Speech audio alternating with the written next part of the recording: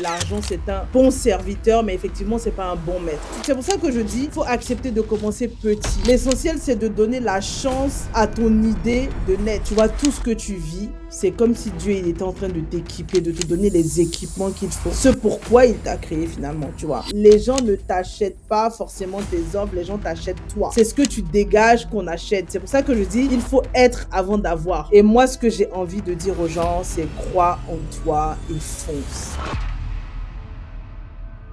Chers amis, bonjour à vous et j'espère que vous allez bien. Aujourd'hui encore, je reçois un entrepreneur. Que dis-je? Une entrepreneur. Et cette fois-ci, je vais la présenter à vous en lisant l'un de ses posts sur TikTok. J'ai 30 ans, acheté. Je suis franco-ivoirienne. Je suis une amoureuse d'Allah. En 2016, j'ai quitté mon poste confortable de cadre supérieur de banque pour réaliser ma mission de vie en vivant en Allah et pour Allah. L'entrepreneuriat m'a libéré de tout ce qui m'empêchait d'être moi. J'ai sincèrement mis Allah au centre de ma vie. Je lui ai fait confiance dans toutes mes inspirations. Ce qui m'a permis de créer 5 business sans crédit bancaire. Mon parcours spirituel, financier et entrepreneurial m'a propulsé dans ma mission de vie.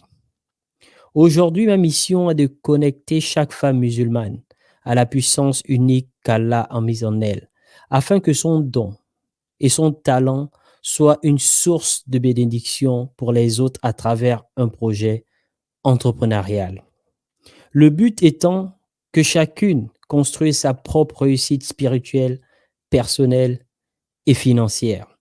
Mon rêve de voir de plus en plus de femmes musulmanes indépendantes financièrement pour ne plus dépendre du système qui les écrase et les rabaisse. Ce sont là les mots de Titi Diomandé, qui est mon invité du jour. Bonjour Titi, comment tu vas? Ça va très bien, Jess. Merci beaucoup de me recevoir sur ton super podcast. Je suis en forme. Tout va bien, merci. J'espère que toi aussi. Ouais, de mon côté, ça va. Est-ce que tu te reconnais dans ce que je viens de lire tout à l'heure? Bien sûr, complètement. Ça vient de toi? Ça vient de moi, ouais. Complètement, complètement, complètement. Ouais. Ok. Alors, est-ce que tu peux d'abord te présenter pour les personnes qui ne te connaissent pas? Je sais que je viens de lire ton post et dedans tu t'es plus ou moins décrite. Hmm. Est-ce que tu peux te présenter avec tes propres mots? Bon, bien Ah oui, évidemment, bien c'était sûr. tes propres mots, ben, vas-y. Bien sûr. Alors, moi, je suis Titi Diomandé. Je suis épouse et mère de deux magnifiques petites filles. J'ai un parcours assez atypique, on va dire, mais très cohérent en même temps. Et aujourd'hui, clairement, si on se base sur la partie professionnelle, aujourd'hui, mon focus, c'est vraiment d'accompagner les femmes musulmanes à devenir des femmes musulmanes puissantes. Voilà. Mon concept, c'est le concept FMP pour puissance, c'est-à-dire puissance dans leur spiritualité, dans leurs finances, dans leur business et dans leur vie perso, en fait. Donc Mhm. voilà ce que je fais. Et le nom de ta chaîne sur TikTok, c'est effectivement, Femme c'est musulmane quoi puissante. le femme musulmane puissante? Voilà, c'est exactement ça. Tout à Parce fait. que dans ma tête, c'est Titi. Le nom de ta chaîne, c'est Femme musulmane puissante. Mais Tout à fait. pourquoi les femmes musulmanes seulement? Pourquoi tu n'as pas décidé de t'adresser à toutes les femmes? Parce que tu sais, je pense que quand on est entrepreneur ou quand on est dans sa mission de vie, il est très important de venir corriger certaines inégalités. Moi, c'est comme ça que je le vis. Et Mhm. moi, j'ai vu comment dire, le regard des gens changer sur moi du moment où je suis passée de cadre supérieur de banque, toujours apprêtée, parce que j'ai toujours été une fashion victime, on va dire, donc toujours apprêtée sans mon voile, etc. Je suis passée de là à femme musulmane qui s'assume, qui est voilée, etc. C'est comme si le regard et le jugement de tout le monde avait changé sur moi, comme si j'avais plus le même cerveau, comme si, enfin, limite, tu descends en grade dans le regard des gens, tu vois. Et Mhm. enfin, voilà, moi, il faut situer le contexte. Moi, je vis en France et voilà, il y a une certaine réticence. En tout cas, il y a une certaine vision de la femme musulmane qui est vraiment déplorable, tu vois. Et donc, étant donné que moi, je l'ai vécu personnellement, dis-toi qu'un jour, je suis allée à la mairie. Écoute bien, je suis allée à la mairie. J'avais pas encore parlé, je faisais la queue. C'était pour faire la pièce d'identité de ma fille. J'arrive à l'accueil, donc la dame, elle me reçoit. Et la première chose qu'elle me dit, elle me regarde, elle dit euh, vous parlez français? Tu vois? Elle me regarde et fait Hmm. ça. Je l'ai regardée, je me suis dit, mais what? Tu as vu une femme noire avec un voile, ça y est, elle parle pas français, ou peut-être qu'elle a pas, tu vois? Donc, c'est pour te dire, et je me suis sentie investie vraiment d'une mission à ce niveau-là, clairement. Je peux, clairement, avec mes compétences, je peux accompagner tout le monde. Je peux accompagner, voilà, des hommes, des femmes, des musulmans, pas musulmans. Mais là, pour moi, dans ma mission de vie, la vraie transformation, elle est là. Surtout que la vie m'a fait traverser des épreuves personnelles qui ont fait passer ma spiritualité à un niveau supérieur, ce qui fait que même dans le discours de la gestion de leurs émotions en coaching, je sais que ce discours spirituel peut faire basculer les choses, tu vois. Donc c'est Mhm. vraiment ça parce que je me dis, on se comprendra mieux et on ira beaucoup plus en profondeur dans la transformation que je recherche, tu vois. Oui, ok, merci. Sur ta page TikTok, il est écrit que tu es coach en spiritualité, finance et business. C'est ça? Yes. Et comment toi Oui, tu fais pour jumeler spiritualité et business ou finance? Comment ça se passe ça? tout est lié dans le sens où, regarde, tu parles beaucoup de finances, donc tu sais très bien que en réalité, ce qui explose les finances des gens, c'est toutes les dépenses variables, ok? Parce que Mhm, le fixe, ils savent ce qu'il y a à payer en termes de fixe, etc. Mais quand on regarde dans le fond, c'est toutes les dépenses variables et imprévues qui finalement viennent tuer le budget des gens. Et au fur et à mesure de moi, avec mon parcours bancaire, finance, etc., je me suis rendu compte que les gens, comment je vais te dire ça? Ce qui fait qu'ils dépensent, en fait, ils dépensent avec leurs émotions. OK. Donc en fait, les gens donc je te disais que les gens dépensent beaucoup avec leurs émotions. C'est-à-dire que, on va dépenser dans quelque chose où on n'a pas forcément le budget, mais on va dépenser pour un sentiment d'appartenance. Si on me voit mhm, avec tel sac ou avec tel téléphone, on va se dire que, tu vois? Pour venir mhm, justifier un certain statut social. Parce qu'on a quelque part déjà un mal-être nous-mêmes par rapport à notre propre situation. Si ça va mal dans mon couple ou dans ma vie et cetera, je vais me déchaîner sur la nourriture, ce qui va faire que bah, je vais peut-être dépenser beaucoup plus. Peut-être que comme j'ai la flemme et que je déprime beaucoup, je vais beaucoup commander la nourriture en ligne, ce qui coûte cher. Uber Eats, des trucs comme ça, on va commander. Enfin bref, tout ça est induit par les émotions, ok? Et moi, dans mon accompagnement, ce que j'ai trouvé puissant, c'est que toutes les femmes que j'arrivais à connecter à une certaine dimension spirituelle, tant dans les pratiques spirituelles quotidiennes ou dans le mindset spirituel, eh ben, ça venait réguler leurs émotions, tu vois. Ça venait réguler leur perception des choses. mhm, Donc, automatiquement, il y avait une certaine, elles reprenaient finalement leurs responsabilités par rapport à leurs finances, à leur vie, etc. Et donc, enfin, tout était lié finalement. OK? Ça, c'est mhm, la première chose par rapport à la spiritualité. La spiritualité est inclue d'une pour venir répondre à un bien-être intérieur, donc pour canaliser les émotions. Et elle est encore plus présente dans mon accompagnement parce que nous, en tant que musulmans, on se dit qu'on s'aime ici pour la vie d'après. Donc tout ce que je fais ici doit mhm, être lié à ce qui va... Enfin, tu vois ce que je veux dire? Il y a un lien. Numéro 2, le business, pourquoi? Moi, j'accompagne pas tout le monde à monter un business. Les personnes que j'accompagne à monter leur business, ce sont les personnes, qui ont leur mission de vie. Parce que moi, je suis persuadée que tout être humain est là pour quelque chose. On a une mission à accomplir, OK? mhm, Et cette mission-là, c'est un SOS qui est en toi, qui crie, qui veut sortir, mais peut-être parce que tu as peur, tu as des doutes, et cetera, tu n'oses pas l'exprimer. On est tous là pour être des bénédictions les uns pour les autres, tu vois? Et mhm. donc, spiritualité aussi parce que j'essaie de faire comprendre aux gens que Dieu t'a créé pour quelque chose. Il a mis quelque chose d'unique en toi. Fais-le rayonner. Tu vas en faire un business. Tu le fais rayonner, tu en fais un business et là, ça va te changer ta vie. tu vois? Donc Mmh. j'accompagne les personnes qui ont envie de faire rayonner leur business, leur talent, leur don unique pour en faire un business, tu vois? Donc c'est encore lié, mission de vie en business. Waouh. Ensuite, Mmh. l'argent, pourquoi? Parce que, il y a pas de business s'il y a pas d'argent, clairement, Mmh. tu vois? Mmh. Donc je fais un business pour rentrer de l'argent et surtout, les gens n'ont pas en fait, le business est censé être à ton service. C'est pas toi qui es censé être au service de ton business, tu vois? Mmh. Vraiment. Donc ça veut dire que, pour construire un business qui te permet de vivre, il faut déjà que tu connaisses tes besoins financiers, toi, en tant que personne, tu vois? Mmh. Donc si je sais que j'ai besoin de, je sais pas moi, X 1000 € pour vivre et ben, en fait, je vais construire un business model qui me permet de vivre. Maintenant, s'il y a un surplus, c'est Dieu qui crée les résultats. Ça, c'est pas toi. S'il veut décupler, il décuple. Mais toi, dans ta stratégie, c'est comment je fais pour vivre de mon business, tu vois? Donc, tu vois Ouais, que tout est lié. Tout est vraiment lié pour moi. OK. Alors, il y a certaines personnes qui ne trouvent pas de lien entre religion ou encore spiritualité et argent ou encore ils vont se dire: «Est-ce que une femme musulmane a le droit de parler d'argent de manière aussi, indépendante qu'elle le fait?» Qu'est-ce que toi tu réponds à cela? Alors, moi, je pense que les personnes qui disent ça sont complètement déconnectées de notre réalité actuelle. Pourquoi? Parce que, pour faire court, heu, dans le Coran, Dieu dit qu'il nous a créés pour l'adorer, OK?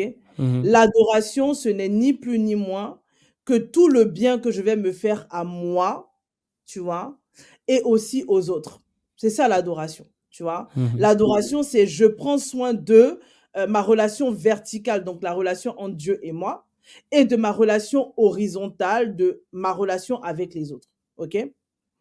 Mais ce qui se passe, c'est qu'aujourd'hui, on est dans un monde capitaliste. Dans un monde capitaliste dans lequel, heu, entre toi et tout autre projet, il y a forcément une transaction financière. Ça veut dire que même pour mes besoins les plus, heu, minimums, les plus vitales, c'est-à-dire me loger, nous, on est en Europe, donc forcément s'habiller en fonction des saisons, Mmh. payer mon loyer, payer tout ça et ben, j'ai besoin d'argent. Si j'ai pas d'argent, je peux pas faire ça, OK? Si je dois donner de l'argent, c'est-à-dire aider des gens, aider mes parents, aider des proches et cetera, si j'ai pas d'argent, je ne peux pas. Mmh. C'est une réalité. Mmh. Donc quelqu'un qui occulte dans la vie d'aujourd'hui la réalité de l'argent, je sais pas dans quel monde tu vis. Donc celui qui dit, ceux qui aiment l'argent, ce sont des sorciers, ce sont des capitalistes, ce sont des gars, qui font des mauvaises choses. L'argent, c'est pour les gens mauvaises, en fait. Mais en Ou fait, encore un c'est une genre, les gens question de mauvais. non, mais Vas-y. c'est une question de perception et je pense que c'est dommage de penser ça parce qu'en réalité, l'argent, c'est un bon serviteur, mais effectivement, c'est pas un bon maître. Je m'explique. Mmh. Il faut voir l'argent comme un outil qui va me permettre de faire des choses. L'argent, c'est pas une finalité, effectivement, Mmh. mais on en a besoin pour bâtir Mmh. des choses, OK? Les mosquées, les églises et cetera ne sortent pas de terre. Il faut de l'argent pour les faire. Mmh. OK? Tu as beau être quelqu'un de spirituel, si derrière tu n'as pas payé ton loyer, tu as ton, je sais pas, on te coupe l'électricité, ton bailleur, il demande de payer et cetera. Tu as tout ce stress-là, tu pourras jamais être concentré, dans ta prière. C'est pas possible parce que tu as des problèmes financiers qui t'attendent. Donc à un Ça, moment c'est la donné, réalité, ouais. c'est une réalité, il faut être Ouais. honnête, tu vois? Mmh. Pour moi, aujourd'hui, l'argent, c'est vrai, c'est pas une finalité parce que, Mmh. quand je dis c'est un bon serviteur et un mauvais maître, c'est-à-dire qu'aujourd'hui, il y a des gens qui se laissent pour l'argent, ils sont prêts à tout. Ça, Mmh. non. Par contre, avoir ton argent, avoir des ambitions financières et cetera et faire un plan, éthique pour les avoir et cetera, ne c'est totalement top, au contraire, au Mmh. contraire. Et d'ailleurs, je pense que ce soit chez les chrétiens ou chez les musulmans, on va se reconnaître, en Souleymane, Salomon, qui lui était ultra riche, tu vois? Dans les Mmh. histoires des prophètes, on pourra retourner dedans, mais il y avait aucune bataille, religieuse ne s'est faite sans argent, sans bien. Donc Ouais. à un moment donné, faut arrêter l'hypocrisie, je pense. Les gars, arrêtez l'hypocrisie et soyez réalistes. Ah, c'est clair. Alors, est-ce que tu peux nous parler de toi avant de te lancer dans l'entrepreneuriat? Qu'est-ce que tu faisais? Alors moi, avant de me lancer dans l'entrepreneuriat, j'étais une femme très carriériste, donc je travaillais à la banque. J'étais, chargée comment je peux te décrire mon poste?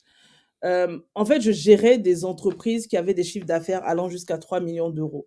Donc ça veut dire que, dans mon portefeuille client, il pouvait avoir des médecins, des grosses sociétés, des vraiment, ça variait. Il y avait plusieurs corps de métier et Mmh. donc je gérais et les comptes de l'entreprise et les comptes des entrepreneurs, à titre perso, donc finances personnelles et finances d'entreprise, tu vois? Je faisais les Mmh. 2. Et j'étais hyper épanouie, dans mon métier, tout allait très, très, très bien, rien à dire. Seulement qu'à un moment donné, je me sentais plus alignée parce que, hem, on me demandait de choisir entre mes ambitions personnelles et mes ambitions spirituelles et pour moi, c'était pas possible et l'entrepreneuriat était l'endroit où je pouvais joindre les 2, tu vois? Est-ce que tu peux un peu expliquer ça, cette partie-là? C'est quoi choisir entre tes ambitions, professionnelles et tes Bah ambitions personnelles? bah, On te parce que demandait de ne pas venir avec le voile au travail? Ou bien? exactement, je pouvais pas mettre mon voile, je pouvais pas faire mes prières à l'heure, je pouvais pas faire tout ça, alors que c'est dommage parce que, hem, un comment je peux te dire ça? Un salarié, Mmh. heu, chez qui on va respecter tout ce dont il a besoin pour être épanoui, va être un salarié beaucoup plus productif Ouais. et ça, ce qui est puissant, c'est que, par exemple, moi, mon mari, il a bossé pour L'Oréal, au Canada Mmh. et ce qui s'est passé, c'est que chez L'Oréal, pour te dire, L'Oréal, c'est une grosse structure et cetera, bah, ils Mmh. ont des salles de prière, ils peuvent prier, tu vois? Quand c'est l'heure de la Mmh. prière, il peut demander une pause à sa chef et aller faire sa prière. Le Canada, ils sont complètement décomplexés sur ça et tu m'étonnes qu'ils aient des résultats incroyables, tu vois? Mmh. Donc moi, clairement, j'ai évolué en même temps que ma spiritualité, en même temps que mes besoins et j'avais besoin, à un moment donné, chaque être humain a besoin de se réaligner avec sa vision, avec Ouais. plein de choses. On évolue constamment et mon évolution ne cadrait pas avec ce que demandait mon entreprise donc voilà.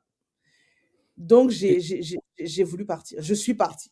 Je suis et lorsque partie. tu es parti, tu t'es directement lancé dans l'entrepreneuriat ou tu as essayé de travailler dans une autre structure? Alors ce qui s'est passé, je te clairement, mon raisonnement a été très simple. Mmh. C'est, hem si je décide d'emprunter un chemin qui est divin, eh ben, Dieu me montrera le chemin, tu vois?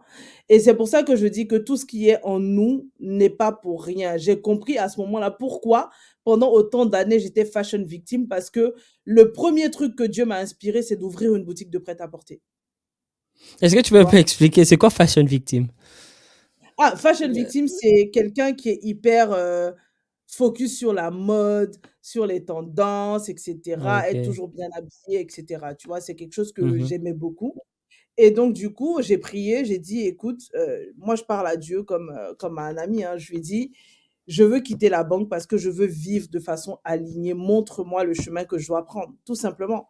Et il Mmh. m'a inspiré la boutique de prêt-à-porter. Je me suis dit: Mmh. «OK», donc j'ai ouvert ma boutique de prêt-à-porter en avril 2016. J'étais encore à la banque, donc j'ai mis une salariée. Donc ce qui se passait, c'est que moi, le week-end, j'étais à la boutique et la semaine, il y avait ma salariée, tu vois? Et ce que je demandais à Dieu, c'est de m'encourager parce que si c'était vraiment le chemin qu'il fallait, fallait qu'il m'encourage, OK? Et donc ça a vite tourné, ça franchement, ça très vite, ça a très bien tourné et donc Mmh. au mois de novembre, j'ai quitté complètement la banque pour être complètement dans ma boutique de prêt-à-porter. En fait, tu as préparé ta sortie, ton exil, on Exact. va dire ça comme ça. OK. Yes, Waouh! exactement, Waouh, ça exactement. c'était bien réfléchi et du coup, Ouais. tu as, ça t'a pris combien de temps, pour commencer à faire du chiffre d'affaires dans ton, dans ton prêt-à-porter? Et bah, c'est ça qui est incroyable. Tu sais, c'est pour ça que je dis que peu importe, qui on est, il faut ajouter une dimension spirituelle à notre vie. Peu importe, en quoi tu crois. Parce que, hem, il y a les normes de la société et d'ailleurs moi j'ai été la première à la banque quand quelqu'un venait demander un financement, je disais: «Oui, mais faut 3 mois pour faut 3 ans pour ça, faut Mmh ci». mh. Je sortais toutes les normes qu'il fallait. Seulement que, quand tu entreprends en collaboration avec Dieu, toutes ces normes-là, elles sautent. Mmh. On n'est plus dans les normes des humains parce qu'ils ont aligné quelques chiffres pour sortir des statistiques. On est dans autre chose, tu vois. Mhm. Et moi, très vite, pour te dire, hein, la première année, elle a tellement cartonné qu'après, mon mari et moi, on a enchaîné sur un restaurant, tu vois. Hmm. Waouh, ça c'est super. Et tu Pour te avais dire toujours un que employé? oui, j'avais un en fait, ma boutique, elle était pas c'était pas une grosse boutique et d'ailleurs, c'est pour ça que je dis, quand tu es inspiré de quelque chose, commence petit et les résultats ne dépendent Mhm. pas de toi, tu vois? J'avais qu'une bou Mhm. on était 2 finalement, il y avait une salariée et moi, Hmm. tu Waouh. vois? Mais ça Et, tournait très bien, franchement, ça tournait très bien, Dieu merci. et ça existe encore jusqu'à aujourd'hui? Non, bah, je peux pas être partout. Ok, ok, Alors ok. On va aller petit à petit alors. On va aller non, étape par étape, je vais dire ça. mais ce qui s'est passé, c'est qu'avec la Mhm. boutique de prêt-à-porter, dès qu'on a ouvert le resto, moi, pour moi, le resto, voilà, on avait vu petit, on s'est dit: «On va tester, voir ce que ça donne et cetera». Mais seulement que quand on a ouvert le resto, c'était au-delà de nos attentes, au-delà de Hmm. nos attentes. Donc ce qui s'est passé, c'est que moi, il fallait que je sois beaucoup plus au resto. Mhm. Résultat des courses, j'étais moins à la boutique. Et ce qu'il y a, c'est que quand tu as une boutique comme ça et que tu crées de l'affectif avec tes clientes, finalement, elles viennent pour toi.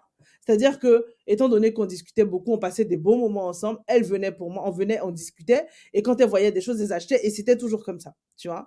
Seulement que vu que j'étais moins là, bah, les salariés, bah, forcément, les salariés, c'est pas toi. Donc, forcément, Mhm. les gens commencent à être de moins en moins là, et je voyais plus l'intérêt de garder la boutique, donc je l'ai passée en ligne, tu vois, pour être Hmm. entièrement au resto. Et c'est là d'ailleurs qu'on a vu que bah, les business en ligne, on s'est intéressé au business en ligne et c'est comme ça qu'on a diversifié nos activités en ligne aussi, tu vois. Waouh.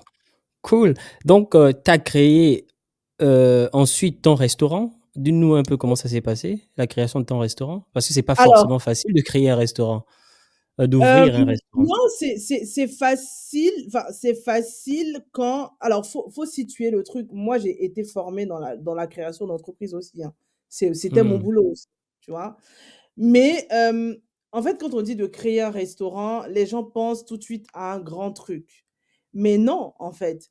Heu, Mhm. un restaurant, tu n'es pas obligé de prendre quelque chose parce que quand tu vas sur un restaurant qui est déjà existant, faut avoir le pas de porte, faut payer tout ce qui est à l'intérieur et cetera. Mais tu peux vraiment créer ton resto, c'est-à-dire avoir un local où il y a 2 pièces et tu aménages, tu en fais un resto, tu vois?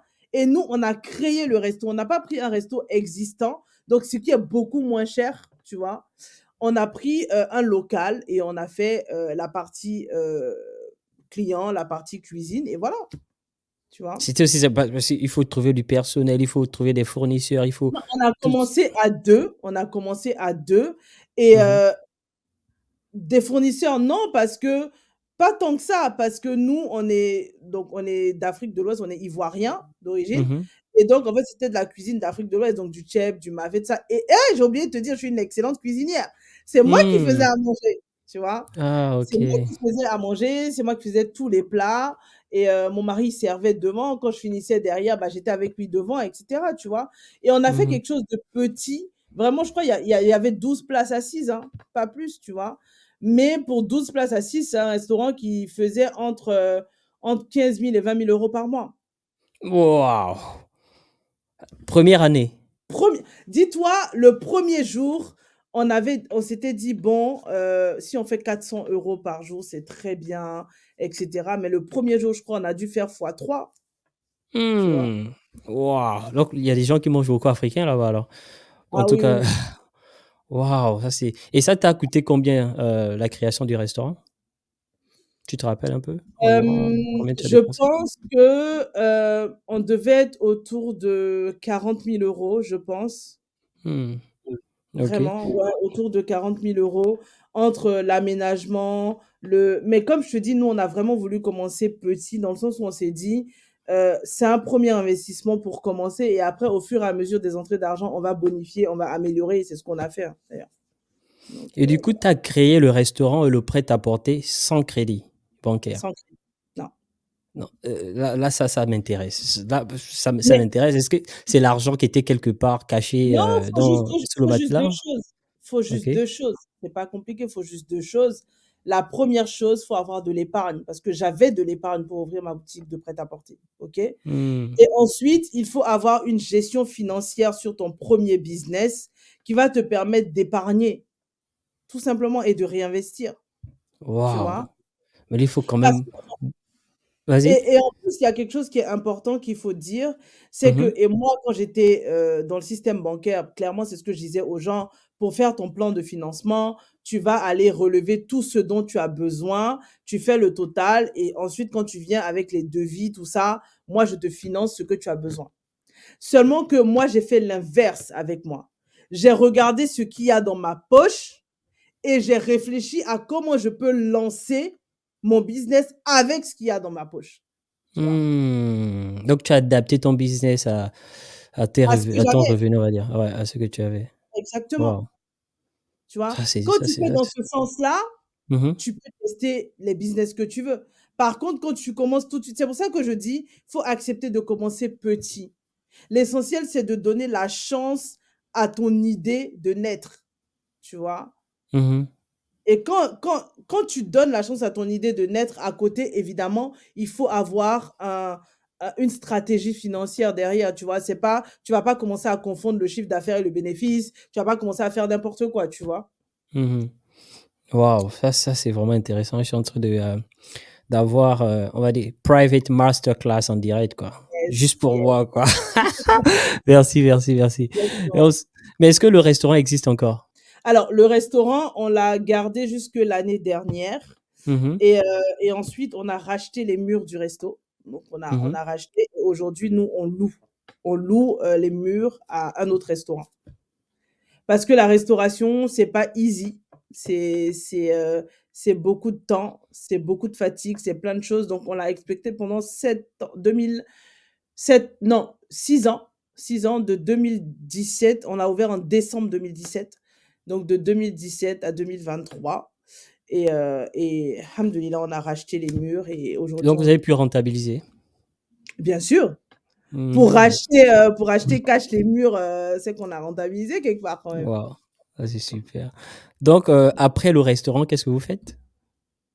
Aujourd'hui, moi, je suis coach en ligne et honnêtement, ça se passe très, très bien, Mmh. vraiment. Hem, Ça se passe super bien. Mon mari, à côté de ça, lui, il a ses business en ligne qu'il gère. Tout roule. Mais à quel moment tu décides de quitter de, gérante de restaurant à coach finance, en ligne?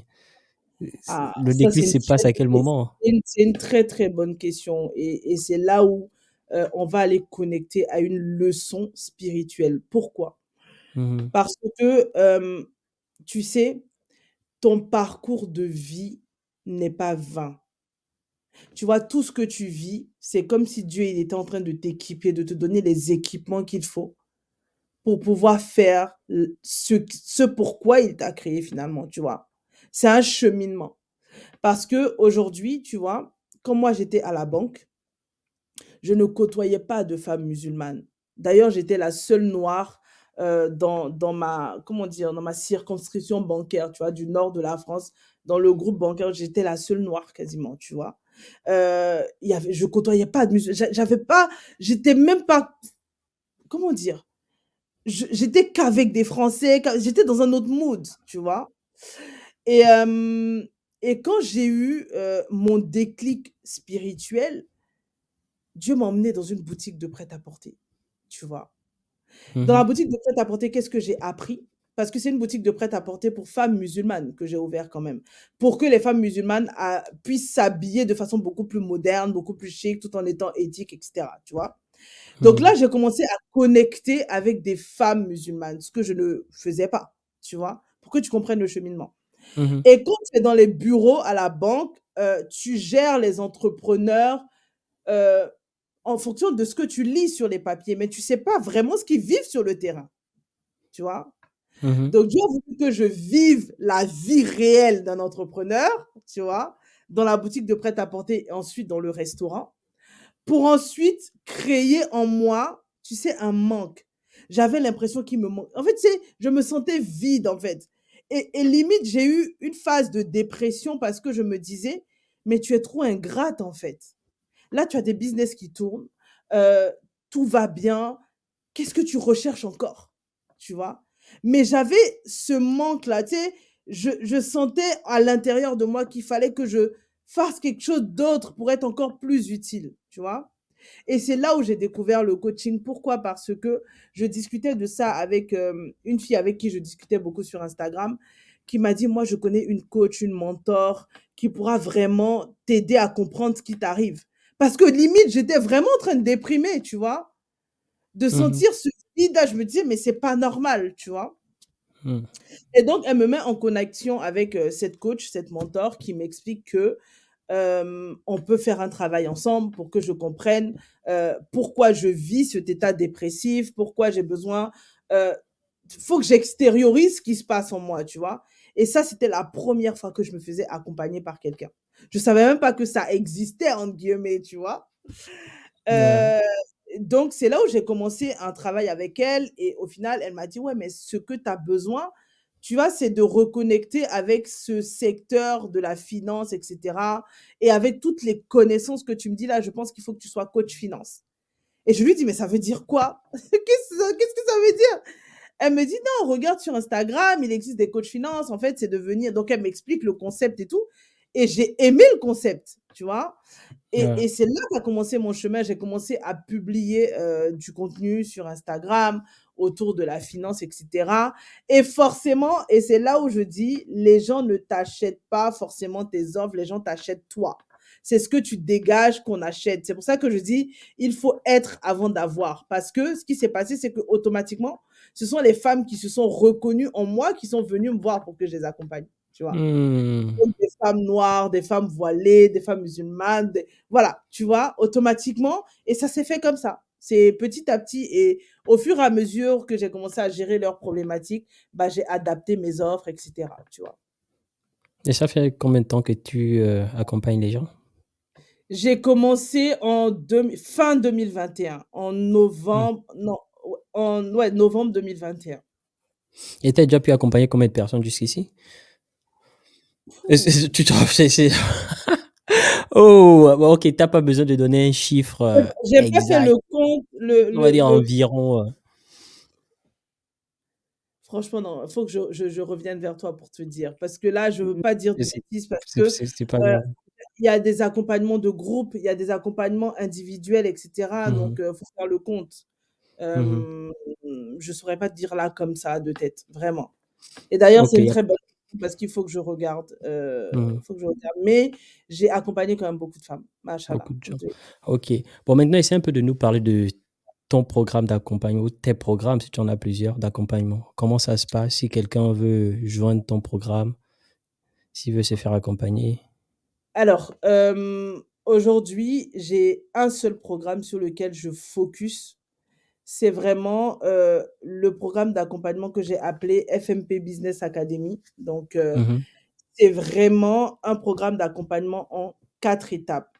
C'est sur 6 mois, d'accord? Donc les femmes, elles sont avec moi pendant 6 mois.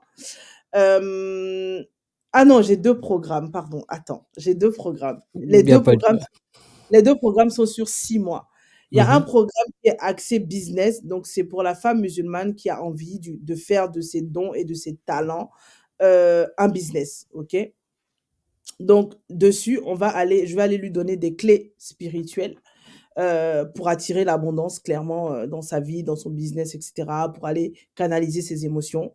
Ensuite, je vais aller travailler avec elle, avec tous les outils que moi j'ai pu apprendre, quand j'étais à la banque et cetera, qui est le fait de créer un plan de vie parce que, tu veux avoir de l'argent, tu veux avoir un business et cetera, mais c'est au service de quel plan, tu vois? Donc, c'est aller définir des objectifs clairs, une vision claire. C'est parce que ça fait appel aussi à ton unicité et vraiment, je suis très focus sur l'unicité et emmener les gens à éviter de se comparer, soit dans ton couloir.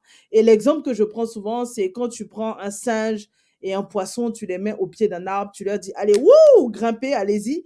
Le singe, il va monter, il va commencer à faire des pirouettes, etc. Le poisson, il va se dire, oh non, c'est moi qui suis nul, j'arrive pas.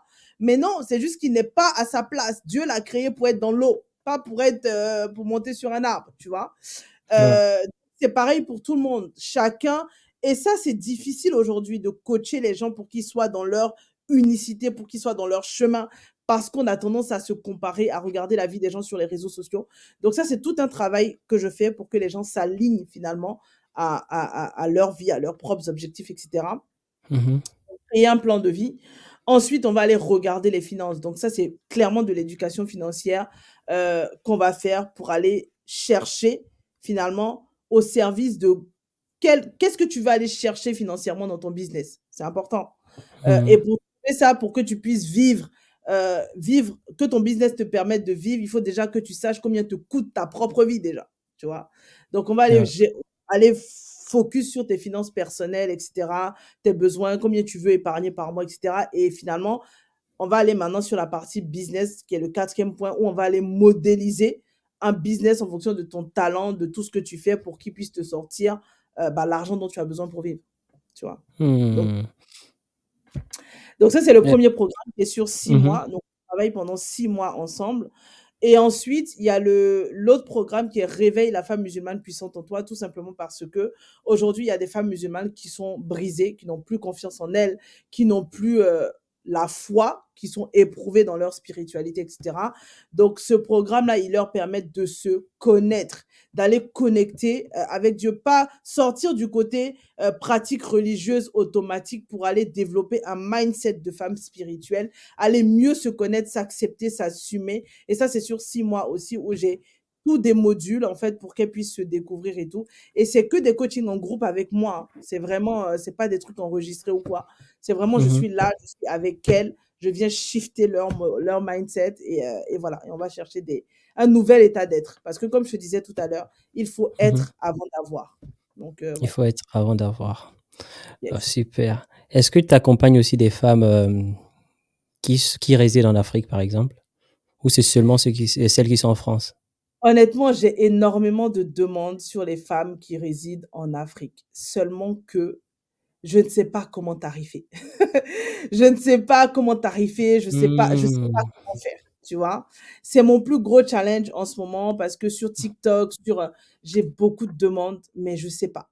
Parce qu'aujourd'hui, mes tarifs, clairement, c'est compliqué pour des femmes qui vivent en Afrique avec le niveau de enfin, voilà, le salaire moyen de me payer. Donc du coup, je cherche un moyen de créer une offre pour elle, etc. Et j'ai pas encore trouvé, mais je bosse dessus. Super. Est-ce que tu proposes aussi des formations en ligne ou seulement des Alors, accompagnements? aujourd'hui, je suis justement en train de créer un challenge où tout est enregistré. Donc, ça se termine il y a 18 femmes dans ce challenge-là, où tous Mhm. les jours, je leur fais une vidéo enregistrée pour leur permettre de recadrer leur vie, pour leur permettre d'avoir une vie vraiment alignée avec elles. Donc, je leur pose des questions profondes. Je viens, et c'est actionnable, vraiment créer une vision de vie qui est actionnable. C'est-à-dire que sortir de ce truc où tous les jours, quand tu te réveilles, il faut exactement que tu saches quelle action tu poses et pour t'emmener vers quel objectif, OK? Et c'est une série de 13 vidéos que je vais faire. Là, pour l'instant, c'est en bêta test avec les 18 femmes que j'ai et j'attends leur retour à la sortie de tout ça, Mhm. avoir leurs avis pour voir si je le mets en ligne pour que d'autres femmes puissent les télécharger, les regarder et transformer leur vie comme ça avec, parce que je suis à 10 000 dans ces vidéos-là et voilà, j'attends de voir Super. ce que ça donne, à la fin. Alors, comment faire pour te contacter? Je suis très active sur Instagram et TikTok. Donc, mon compte Instagram, c'est Femme musulmane puissante. TikTok, c'est pareil, Femme musulmane puissante. Donc, vous m'envoyez des messages, je réponds toujours. Je suis pas du genre à snober les gens. Je réponds toujours. Donc voilà, n'hésitez pas, faut me contacter en DM, en inbox, peu importe.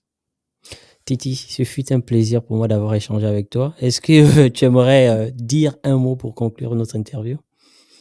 Alors déjà, j'aimerais te remercier pour ton invitation parce que c'est un honneur hein, de pouvoir venir comme ça, se mettre au service des gens, c'est-à-dire donner du contenu pour édifier, pour éveiller les gens, parce que je pense que c'est le genre de choses qui laisse une trace. Parce que si on part de cette terre et que même une seule phrase que tu as dit a changé la vie de quelqu'un, c'est énorme. Donc, merci beaucoup de me donner cette opportunité. Et moi, ce que j'ai envie de dire aux gens, c'est crois en toi et fonce. Clairement. Crois en toi, fonce et n'oublie pas de collaborer avec le divin parce que c'est lui qui déjoue tous les plans que tu ne peux imaginer. Tous ces plans sont parfaits. Donc, collabore avec le divin et fonce pour ta vie parce que ce que je dis souvent, c'est la phrase que j'aime beaucoup, c'est que les miracles de ta vie se trouvent derrière tes peurs et tes doutes. Donc, fonce pour casser toutes ces peurs et ces doutes et tu verras que derrière, il y a des grandes choses qui t'attendent. Donc voilà. Titi, merci d'être passé.